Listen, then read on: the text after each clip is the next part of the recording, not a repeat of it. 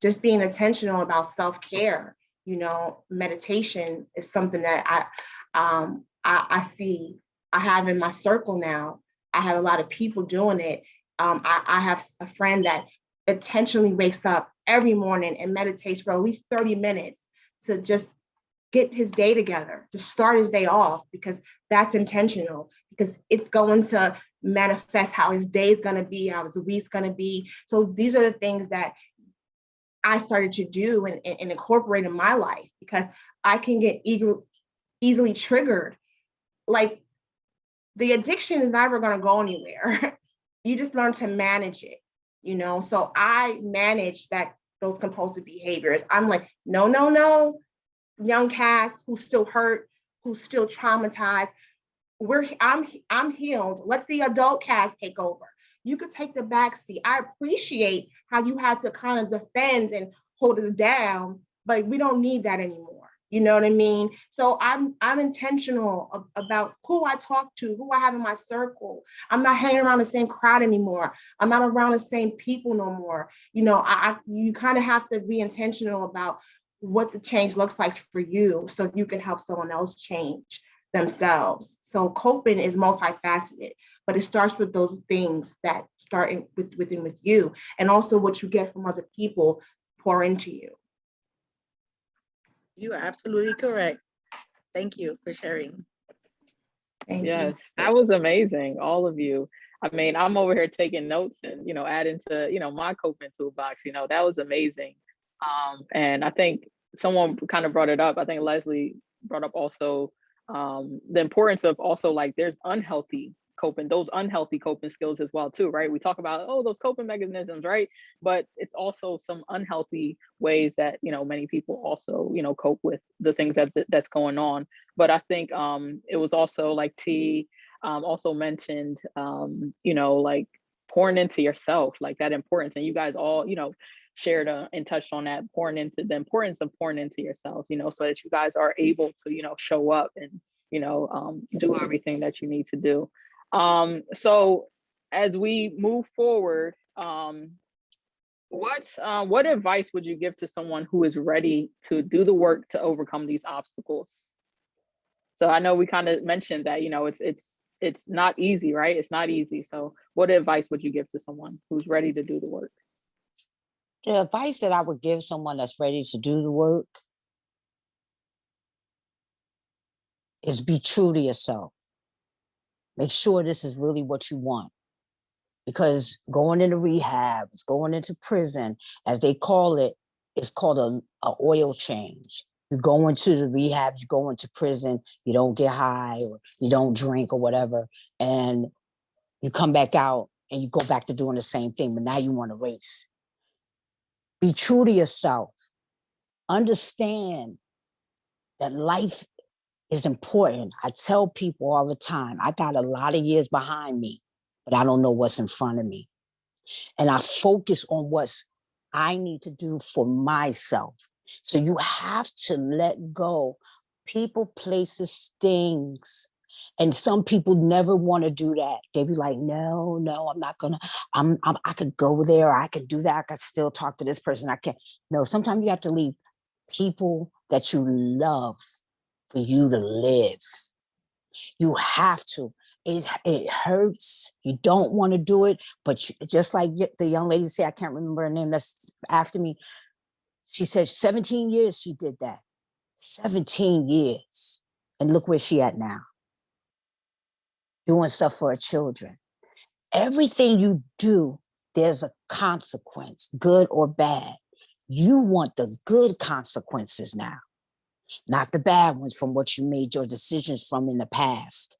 Stay focused, stay on top of yourself. Even when you feel like falling out and be like, I'm done. Keep getting it. It's something inside of you. Once that burn starts, you know you can do it. You've been doing it after you done got yourself to a point. You keep letting that fire burn and just keep moving. Just keep moving. That's what I do. And don't let anyone discourage you. Don't let anyone discourage you, because you have people that will discourage you because they're jealous of where you are now. They want you to stay backwards. They don't want you to go move forward. They want to keep you in a box where you are stuck there so they can monitor you. You're not meant to be monitored. We're kings, we're queens. We're not meant to be monitored. We're meant to move over and we're meant to move forward.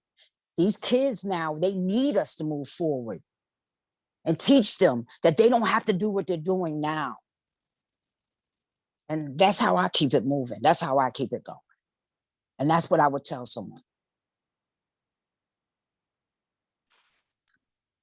One great thing that I was gonna share, but you really beat me to it, people, places, and things. So both things plays a part for addictions and it plays a part for domestic violence because they didn't understand people, places, and things plays a big, huge part for you moving forward. And also one day at a time. I always stick to that, one day at a time, because you cannot pile up everything and expect everything to come out okay the next day. It doesn't work like that. Everything is a process, everything is a step. So if you accomplish one thing today, that's way more what you did last week. Always take one day at a time because it's hard. When I see the women that go, why do I have to go to court again? Because he didn't show up. It's adjourned. But I thought it was going to be the end of it. Yeah, you know, she has the whole evidence that she's been abused. She got the mark. She has the paperwork. She has everything. But the dude didn't show up. You know, them going to court gives them anxiety. So they can't breathe. Yeah. Everything is tight. They can't think straight. I'll see you in 14 days. In the meanwhile, you got to take it one day at a time till we get to court. Because the process is not as fast as you want it to go. Courts don't move this fast. Things don't move this fast. As much as when they get rid of that bag of negativity, it kind of prolongs up to 90 days. When they feel like they're still hopeless. And I tell them, everything is step by step. I can tell you from point A to point D what's gonna happen. You just gotta follow the path and wait that everything's gonna fall through. You do what you gotta do. There's no texting, no this, no that. Because I had some girls relapse. They call that dude back, they text back, or they answer that messenger. That's a violation. We're back to square one. He comes back in, does it again, and now you're crying for help. And I take them back and I say, it's okay, because it takes about 7 to 10 times for a woman to leave. I understand that because I was that person. So it took me a longer than 7 to 10 times to leave. So I guide them through that thing that it feels like it's so empty. Like you don't see an end of the path when you start going through this process. You don't see an end. But when you're halfway there, you feel better. So everything is like a day at a time. You got to breathe and keep focused. Thank you. For someone that who had major obstacles, one thing I could say is if someone is ready to make a commitment and say they want to change and do something different, congratulate them, you know, be their biggest cheerleader, you know, support them in a way where they don't feel discouraged, because it is not easy to stop something that you've been doing and normalize as you know, something that's part of your life, as part of your DNA, something that you can't imagine not doing again. So just being able to have someone say they're ready to take that chance. Don't just, you know, let them know that, hey, Rome wasn't built in a day.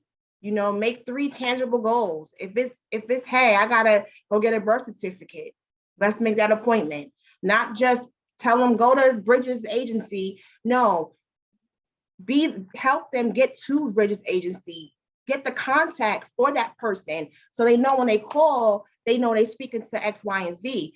Help make sure that they got that appointment, even set up when they're gonna go, because that is what an accountability partner is. Because folks will get frustrated if it doesn't happen overnight. because technically they didn't even want to do it in the first place. Making that decision to change is in itself not easy. So that has to be looked at as like, wow, you made that decision to change. All right, let me help you get to where you have to get to, until that person builds self-sufficiency, because self-sufficiency is taught, especially when you never knew how to do it, you know? So we can't just talk the talk, we got to walk the walk with our folks. Because when I came home, someone just gave me a bus ticket and was like, go ahead. No, you setting me up for failure. You told me to go ahead. What you want me to go cop something? What you want me to go commit another crime? You're not, where was the after plan? Where's the aftercare? No one set up what that looked like for me. Not saying it was their job. Case management at. Yep. Right. Where was the case manager at? But so, you know, now when you have someone saying, I'm tired, I don't want to do this no more, that is gold. That is where you can start and like, yes, there's that mustard seed I talked about. That's the mustard seed. And you just have to be the water, pour into them so that it could start growing, and stay with that person, you know, because that mentorship is so vital. To have someone advocate, to have one, it's like the military when you have the buddy system. Your buddy did something, you did it with your buddy, and until your buddy could do it alone, and it was good. So that's with the whole thing with this work.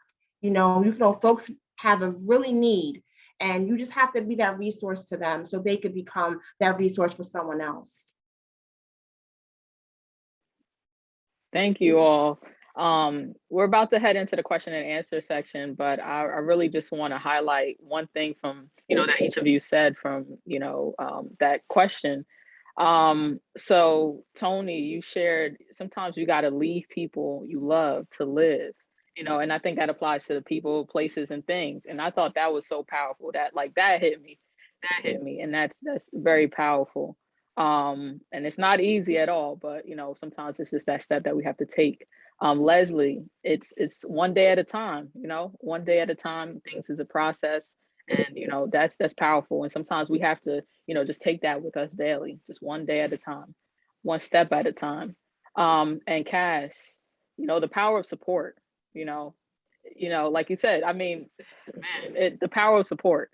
We all need it. We all need it. I know we haven't gotten, I know I'm along my journey as well too. I haven't gotten here by myself, none of us would, so we all need support. So it's so important for us to support others and for others to support us as well too. So thank you all for sharing that. So I'm actually going to jump on. I do have a question, but first I want to say, ladies, that is amazing. I think everything that Dismantling Daughters stands for, each and every one of you have exhibited today, just in fluid conversation and in your vulnerabilities. And I'm so honored that I am able to hear your story, hear your triumph, right? Because I think it's important for us to understand that we are not victims of our story, but we are victors. So we have the opportunity to change the narrative for ourselves, but it does take a village. And so I appreciate you all for joining my village and the village I'm trying to build for other women moving forward, so that we can get to the work of becoming empowered in our stories versus the opposite of that. With that being said, I have a question, and my question more so is that we can't change our past, but if we could have told our younger selves just a tidbit, right? If we just had just an example of what our future would be, right? What would we say to ourselves as we were going through the process of our moments, right? That we kind of looked at and thought that we would be defeated by. Oh, child. If I can look back at my younger self,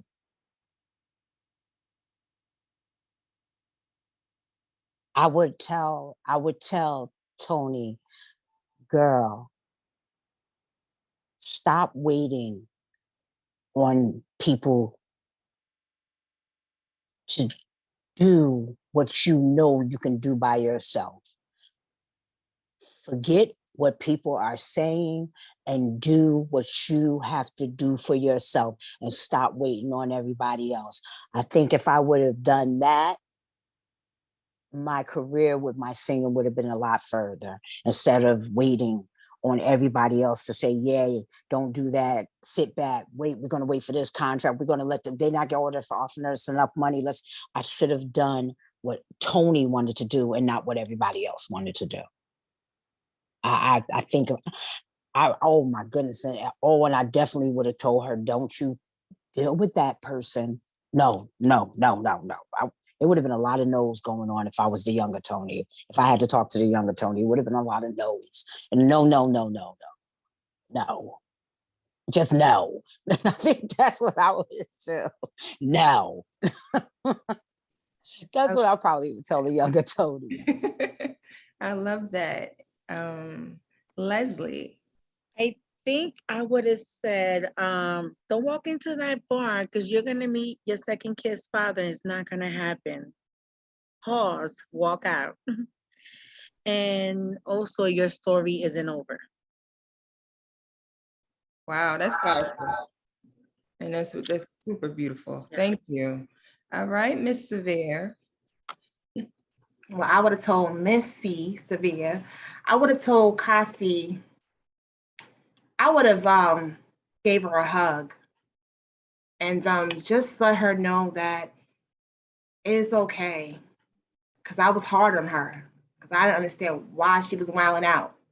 But I understood as I got older, oh, you were going through trauma and you were just trying to survive.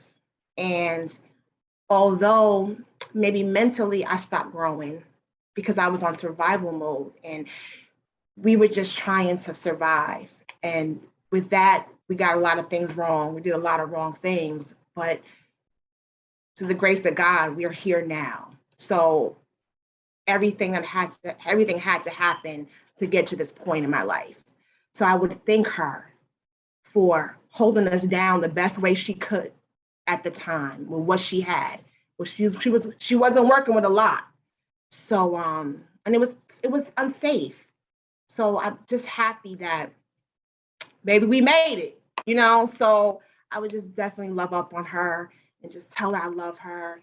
She could rest now and kick her feet up because I got this. That is amazing and so powerful. Okay, because we did make it, right? All of us. Like, I am not exempt from experiences, right? So a part of my journey is dismantling daughters because it came from me dismantling myself and breaking my own wounds and understanding and traumas down. So with that being said, we have about 5 minutes left. Again, I want to thank you all for your vulnerabilities. Iyana, thank you for partnering with us on this first panel. I think it is amazing. I think that just knowing how unique the human experience is, but how as women, we often share a commonality is so important, in that if we keep having these conversations, we keep letting it out and stop internalizing it, how much further in our journeys we can get together. So with that being said, if anybody has anything that they want to leave us off with, whether it's a word, a phrase, an idea, you got something coming up where we can support you, it is the floor, you can have it. I just, I appreciate this platform. It was very, very, very enlightening things. And I appreciate all the women that were there. But there's one thing I'm going to leave with you ladies. And I want you to know, if no one told you today, I love you. I love you. I love you. I love you. And there's one thing that people should always remember: forgiving yourself and let no one use your past against you. And I'm going to leave that there. I'm gonna let T not to talk no more because I think she's in my head. Okay, she's in my head. But I want everyone to have my number and my email so we can exchange information, how we can support each other. I do got a birth certificate contact, and it's not Bridges. Yeah. Okay, and we don't gotta pay out of pocket. He does it himself. He picks it up himself and brings it back to me. Okay, so please. Grab my contact. We have a lot of services that I learned to, grab from here or there to make sure that I'm able to support my clients the best way I can. Just because I work for the city of Newark doesn't mean I have all the resources. Okay, I'm just like a nonprofit like anybody else.